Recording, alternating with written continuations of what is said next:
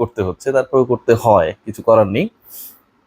তাসকিন আহমেদ ধরে নিলাম ভারতের বিপক্ষে একাদশে থাকতেন, তাসকিন আহমেদকে বলা হচ্ছে যে তিনি কম্বিনেশনের কারণে দলে ছিলেন না, এরকম একটা আলোচনা তো চলছে, তাই না?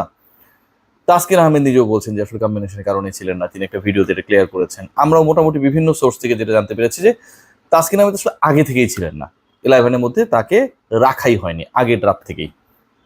যদি তিনি থাকতেন তাহলে বাংলাদেশ দল কি ইন্ডিয়ার বিপক্ষে বিশাল জয় পেত কিনা, পয়েন্ট নাম্বার 1। এখন এটাকে অমূলক মনে হতে পারে আপনাদের, আমার প্রশ্নটা হচ্ছে তিনি যদি 11-এ থাকতেন তাহলে কি এমন পরিবর্তনটা হতো। দ্বিতীয় পয়েন্ট যেটা, তাসকিন আহমেদ টসের কতক্ষণ আগে পৌঁছেছেন?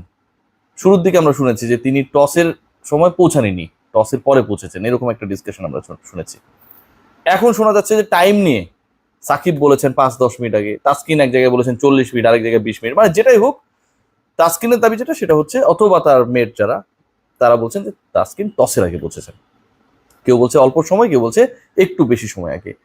আমি ধরে নিলাম তাসকিন খুব অল্প সময় আগে পৌঁছেছেন, এবং এই অল্প সময় আগে পৌঁছানোর কারণে তাকে দলভুক্ত করানো হয়নি। এটাও কি খুব লজিক্যাল? ভেবে দেখুন, যে ক্রিকেটার অন দ্য ওয়ে, এবং আমি হচ্ছি ক্যাপ্টেন বা কোচ বা ম্যানেজার, যেই ক্রিকেটার অন দ্য ওয়ে, শুধু মানে একজন ক্রিকেটার ইন্টারন্যাশনাল ক্রিকেট খেলার সময়ে এরকম সিচুয়েশন না, একটু নিজের প্র্যাকটিক্যাল লাইফ দিয়ে চিন্তা করে দেখুন যে বাসায় যখন কোনো গেস্ট আসে, অথবা আপনি যদি কারো বাসায় বেড়াতে যান, পার্টিকুলার একটা টাইমের মধ্যে আপনি যদি পৌঁছাতে না পারেন, অথবা ওই সময়ের কাছাকাছি থাকেন, অসংখ্যবার ফোনে কিন্তু সেই খোঁজ খবরটা নেওয়া হয় যে ভাই কত দূর, আপনি কখন আসবেন, ডিনার রেডি, আসেন খান। Make sense? তাসকিন খেলবেন বাংলাদেশ দলে, আমি যদি ধরে নিই যে তার লেটের কারণে তিনি শেষ পর্যন্ত খেলতে পারেন নাই, তাহলে তাসকিনের যে গন্তব্যস্থল, তিনি কোথায় রয়েছেন, কত কাছে রয়েছেন, কতক্ষণ লাগতে পারে, নিশ্চয়ই টিম ম্যানেজার কিন্তু ফোন ইউজ করতে পারে। হ্যাঁ, এই অনুমতি রয়েছে, আপনাদের সাথে আগে আলোচনা করে নি, একজনের কাছে ফোন থাকে। পিএমওএ, প্লেয়ার্স এন্ড ম্যাচ অফিসিয়ালস এরিয়ার ভিতরে ঢুকে যাবার পর একজনের কাছে ফোন থাকে। নিশ্চয়ই তো তিনি সেই আলোচনাটা করতেন তাসকিনের সাথে, তাসকিনের সাথে তো সেই মুহূর্ত পর্যন্ত, যেহেতু তিনি মাঠের বাইরে ফোন ছিল। এটা কি হয়েছে? 11-এ যদি তিনি থেকেই থাকেন, তাহলে সেই 11-এর হয়ে খেলতে নামবেন তো তাসকিন আহমেদ টস ওভারও আধা ঘন্টা পরে, তাসকিন আহমেদ টসের সময় মাঠে অনুপস্থিত থাকলেও যখন দল নামবে তখন যদি তিনি এভেলেবেল থাকেন, সেক্ষেত্রে তো তার খেলতে কোনো মানা নাই। তো তাসকিন যেহেতু টসের আগেই পৌঁছেছেন, তার মানে he was very close to the stadium ও ড্রেসিং রুম। যদি সেটা হয় তাহলে তাকে বাদ দেওয়া হলো কেন? মানে আমার প্রশ্নের জায়গাগুলা। থার্ড পয়েন্ট যেটা, প্রথম পয়েন্ট কিন্তু যেটা সেটা হচ্ছে তিনি থাকলে এমন কি পাল্টে যেত।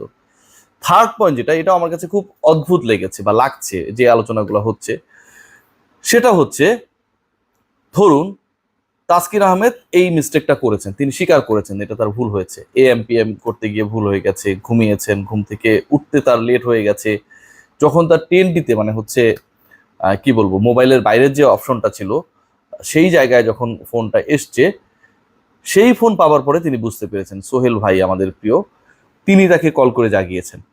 তাই তো ঘটনা। এই যে একটা ভুল হয়েছে ভাই, স্বীকার করে নিচ্ছেন, সতীর্থদের কাছে ক্ষমা চাইছেন, তিনি বলছেন বারবার, সেটা হতে পারে তার ফেসবুক পোস্টে, সেটা হতে পারে ডেলি ক্রিকেটকে আতিফ আজমকে দেয়া ইন্টারভিউতে, কিন্তু ক্ষমা চেয়ে নিচ্ছেন। এইটা বাড়িয়ে আমাদের লাভটা কি হচ্ছে? আমরা কি পাচ্ছি এখান থেকে? আসলে অর্জনের জায়গাটা কি? আমরা কি প্রমাণ করতে পারবো? সেটা যে পক্ষই হোক, সেটা হতে পারে তাসকিন, হতে পারে মিডিয়া, যে পক্ষই হোক, আসলে আমরা কি এখান থেকে কোনো কিছু পাচ্ছি? একটা তিক্ততা তৈরি হয়েছে তাসকিনকে কেন্দ্র করে, এবং যেটা খুব অমূলক। যেটা হয়েছে সেটা হচ্ছে ওই ঘটনার 10-12 দিন পরে, কেন এতদিন পরে ঘটলো সেটাও কিন্তু একটা আলোচনার বিষয়। তাসকিন আহমেদ ক্ষমা চাবার পরেও কেন এই ইস্যু নিয়ে এত আলোচনা হচ্ছে, এটা আমার কাছে বোধগম্য না। আমরা শেষ করি, এটা দ্য এন্ড দরকার, এটার একটা সমাপ্তি দরকার। এবং এই আলোচনা একটা সময় আমার কাছে মনে হয় যে বিশাল একটা বিরক্তি তৈরি করবে যারা আমাদের ডিসকাশনস গুলো, রিপোর্টস গুলো দেখেন বা শোনেন। সবাই ভালো থাকবেন, আমি অন্তত বিরক্ত।